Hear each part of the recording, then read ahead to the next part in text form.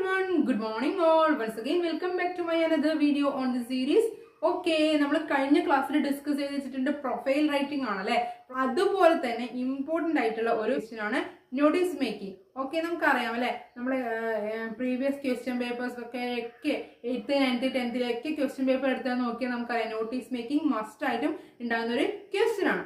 Okay, നമുക്ക് ഇന്നത്തെ വീഡിയോയിലൂടെ നമുക്ക് എങ്ങനെ how to make a notice, ഒരു നല്ലൊരു നോട്ടീസ് എങ്ങനെ പ്രിപ്പയർ ചെയ്യാൻ നമുക്ക് ഡിസ്കസ് ചെയ്യാം. ഓക്കെ, അതുപോലെ തന്നെ അല്ലെങ്കിൽ 6 മാർക്കിന് മസ്റ്റ് ആയിട്ടും ചോദിക്കുന്ന ഒരു ചോദ്യമാണ് നോട്ടീസ് മേക്കിംഗ്. ഓക്കെ, നമുക്ക് നോട്ടീസ് മേക്കിംഗ് നോക്കാം. ഓൾറെഡി എല്ലാ ഹിൻസും തന്നിട്ടുണ്ടാവും.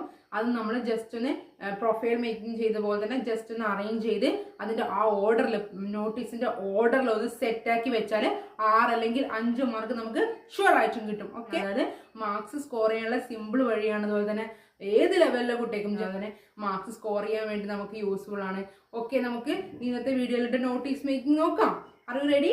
ഓക്കെ, ഫോളോ ചെയ്യണേ. നമുക്ക് നോക്കാം നോട്ടീസ് മേക്കിംഗ് എന്തൊക്കെ സ്റ്റെപ്സ് ആണുള്ളത്, എന്തൊക്കെ കാര്യങ്ങൾ ശ്രദ്ധിച്ചാലാണ് നമുക്കൊരു നല്ലൊരു നോട്ടീസ് പ്രിപ്പയർ ചെയ്യാൻ പറ്റുമോ നോക്കാം. ഓക്കെ, ഫസ്റ്റ് വൺ നമുക്കറിയാം നോട്ടീസ് മേക്കിങ്ങിന് എന്തൊക്കെയാണ് വേണ്ടത്. നമുക്ക് ആദ്യം ഡിസ്കസ് ചെയ്ത് കഴിഞ്ഞിട്ട് നമുക്ക് ഒരു എക്സാമ്പിൾ വെച്ച് നോട്ടീസ് പ്രിപ്പയർ ചെയ്യാം. അതാകുമ്പോൾ അങ്ങനെ ചെയ്യുമ്പോഴേക്കും നിങ്ങൾക്ക് ഓക്കെ ആവും, പക്ക ഓക്കെ ആവും, നിങ്ങൾക്ക് ക്ലിയർ ആവും. ഓക്കെ, നമുക്ക് ഫോളോ ചെയ്യാം. First one name of the institution or organisation, സംഘടന. Name of the institution. First one name of the institution. അതെന്താണ്, ഏത് സംഘടനയാണ് ഈ പ്രോഗ്രാം നടത്തുന്നതെന്ന് നമ്മൾ ഫസ്റ്റ് ആയിട്ട് ഒന്ന് ജസ്റ്റ് മെൻഷൻ ചെയ്ത് പറയാം. അതാണ് first step. And then second one is heading. നമുക്കറിയാം ഇമ്പോർട്ടൻ്റ് ആയിട്ടുള്ള ഒന്നാണ് ഹെഡിങ്. സെക്കൻഡ് വൺ ആയിട്ട് നോട്ടീസ് പ്രിപ്പയറിംഗ് നമുക്ക് വേണ്ടത് ഹെഡിങ് ആണ്. Then third one is salutation. Respect teacher and നമ്മൾ അഭിസംബോധന ചെയ്യില്ല, അതാണ് സാലുറ്റേഷൻ. ദെൻ നെക്സ്റ്റ് വരുന്നത് ഇൻട്രൊഡക്ഷൻ അല്ലെങ്കിൽ സബ്ജക്ട് മാറ്റർ. എന്താണ് സബ്ജക്ട് മാറ്റർ ആണ് നെക്സ്റ്റ് വരുന്നത്. അത് ഇൻട്രൊഡക്ഷൻ എന്താണെന്നുള്ളത് ഒരു ജസ്റ്റ് ഇത് 2-3 സെന്റൻസിൽ, അധികം ഡീപ്പായിട്ട് പോകാൻ പാടില്ല. ജസ്റ്റ് നമുക്കൊരു 2-3 ലൈൻസിൽ നമുക്കത് ചെയ്യണം. ഓക്കെ, അതാണ് സബ്ജക്ട് മാറ്റർ. ആ ഇൻട്രൊഡക്ഷൻ പാർട്ടിൽ തന്നെ നമ്മൾ എന്ത് ചെയ്യണം, ചിലപ്പോൾ ഇൻട്രൊഡക്ഷനിൽ ആ സബ്ജക്ട് മാറ്റർ പറയുന്നത് തന്നെ ഡേറ്റ്, ടൈം, വെന്യൂ കൊടുക്കുക. അല്ലെങ്കിൽ നെക്സ്റ്റ് സ്റ്റെപ്പായിട്ട് തന്നെ ജസ്റ്റ് ഒരു സൈഡിൽ നമ്മൾ ഡേറ്റ്, ടൈം, വെന്യൂ കൊടുക്കണം. The next one invitation. നമ്മളത് ഇൻവൈറ്റ് ചെയ്ത് നമുക്ക് ഡീറ്റെയിൽ ആയിട്ട് പറയും, ജസ്റ്റ് ഞാൻ സ്റ്റെപ്പായിട്ട് പറഞ്ഞാൽ then invitation. Next one programme details. എന്താണ് programme details. Then next one signature of issuing authority. അത് ലാസ്റ്റ് വൺ സിഗ്നേച്ചർ. അത് ആരാണ് പറയുന്നത് അതിന് ലാസ്റ്റ് വൺ സിഗ്നേച്ചർ. നമുക്ക് നോക്കാം. ഇത്രയും സ്റ്റെപ്സ് നമ്മൾ ആദ്യം ജസ്റ്റ് ഓർത്ത് വെക്കുക. ഈ സ്റ്റെപ്സ് നമ്മളിങ്ങനെ ആ ഒരു ഓർഡറിൽ പറയുമ്പോൾ നിങ്ങൾക്ക് കൺഫ്യൂഷൻ ആവായോ, ഇത്രയും സ്റ്റെപ്പ് നിങ്ങൾക്ക് ഈ ഓരോ ഓർഡറിൽ എന്താണ് സ്റ്റെപ്പ് പറയുമ്പോൾ നിങ്ങളേക്കും ഇത്രയും കാര്യങ്ങൾ പറയുമ്പോൾ നിങ്ങളേക്കും ഇതൊക്കെ എന്താണെന്നുള്ളൊരു കൺഫ്യൂഷൻ ഉണ്ടാകും. പക്ഷേ നമ്മൾ ആ ഒരു നോട്ടീസ് പ്രിപ്പയർ ചെയ്ത് വരും നമുക്ക് മനസ്സിലാവും മക്കളെ.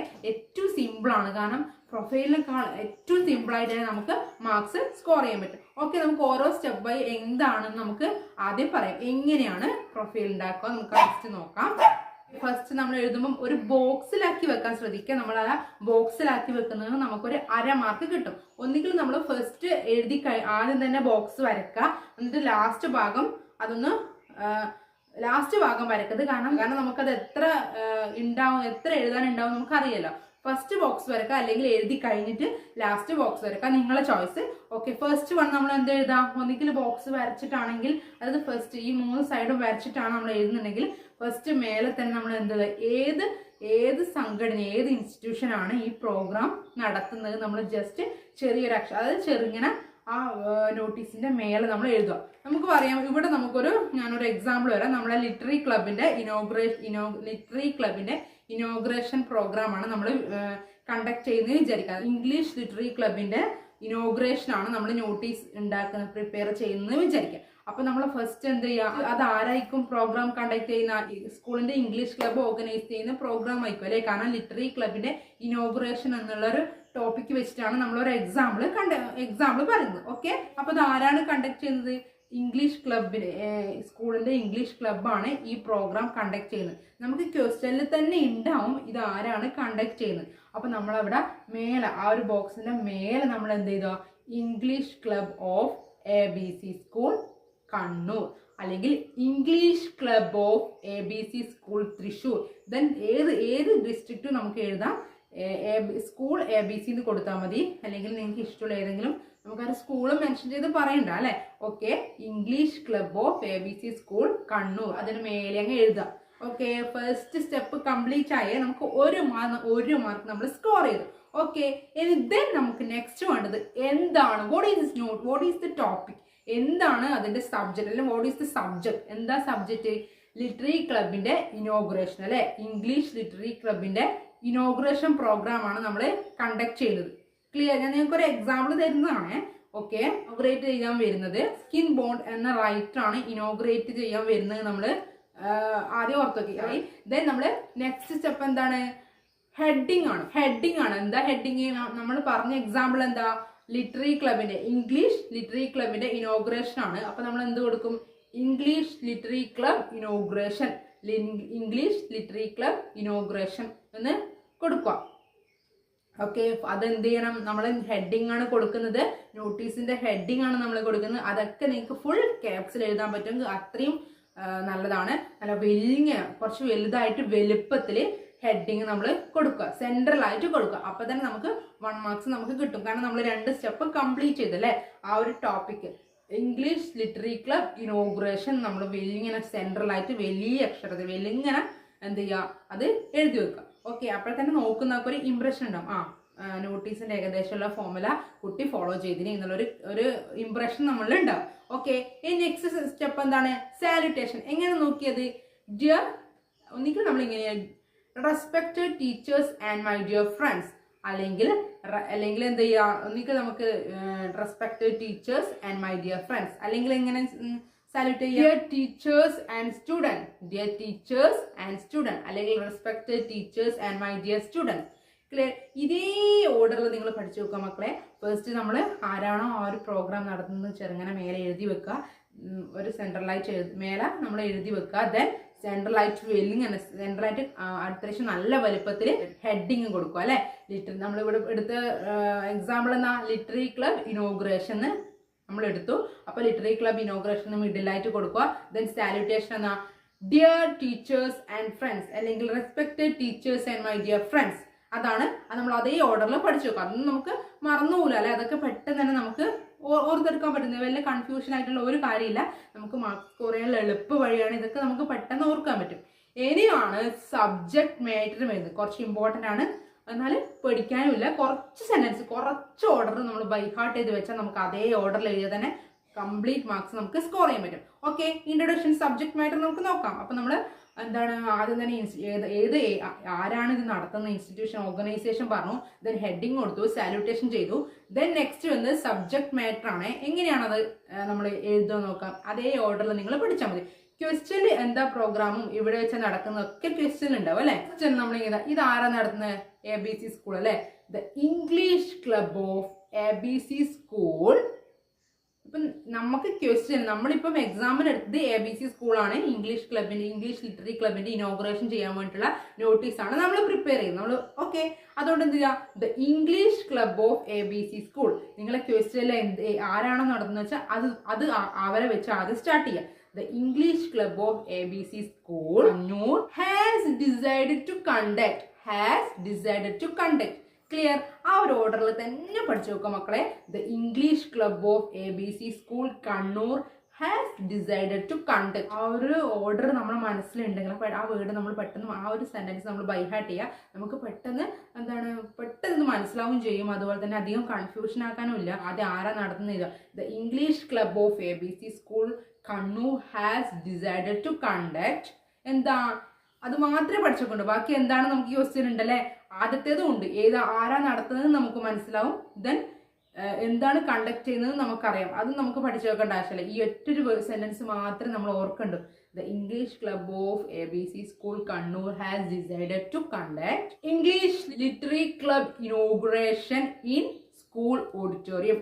കാരണം എന്ത് പ്രോഗ്രാമാണ് നമുക്ക് ക്വസ്റ്റ്യൻ ഉണ്ടാവും. ദെൻ അത് സ്കൂൾ ഓഡിറ്റോറിയത്തിൽ വെച്ച് നടക്കുന്നു. ക്വസ്റ്റ്യനിൽ എന്തായാലും സ്കൂൾ ബേസ്ഡ് ആയിട്ടുള്ള ക്വസ്റ്റ്യൻസ് ആയിരിക്കും ഉണ്ടാവുക, അല്ലെങ്കിൽ എവിടെ വെച്ച് നടക്കുന്നു നമ്മളത് ഒന്ന് ജസ്റ്റ് അത് മെൻഷൻ ചെയ്യുക മതി.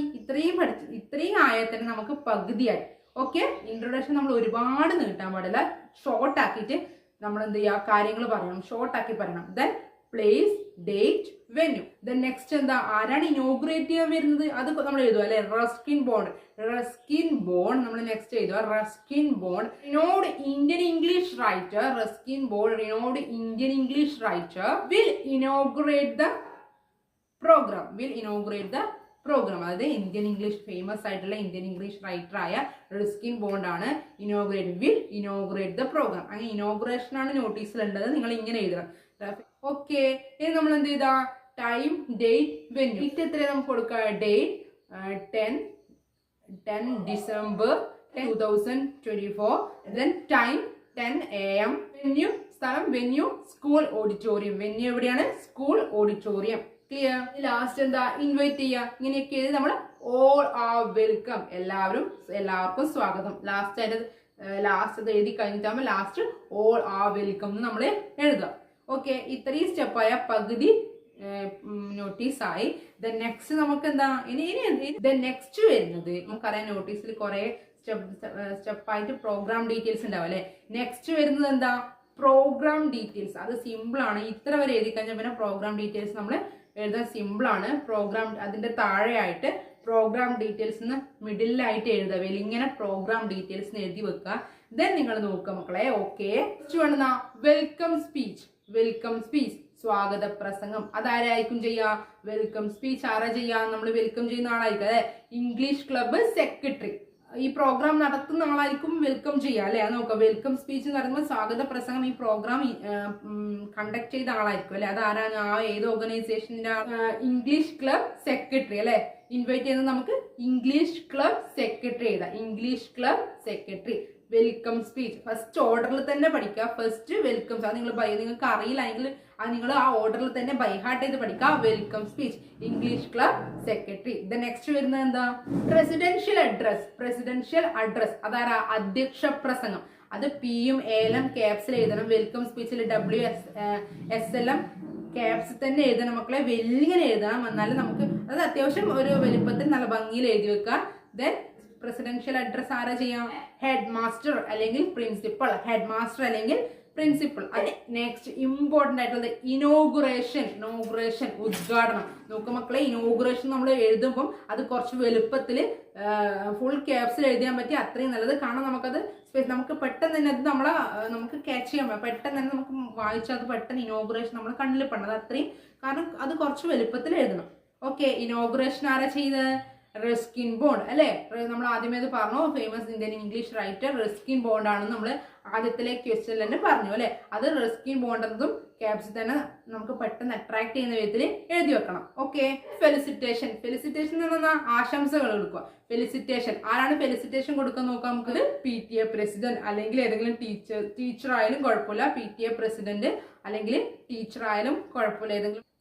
Next vote of thanks. നന്ദി പറയാ ആരാണ്, സ്കൂൾ ലീഡർ.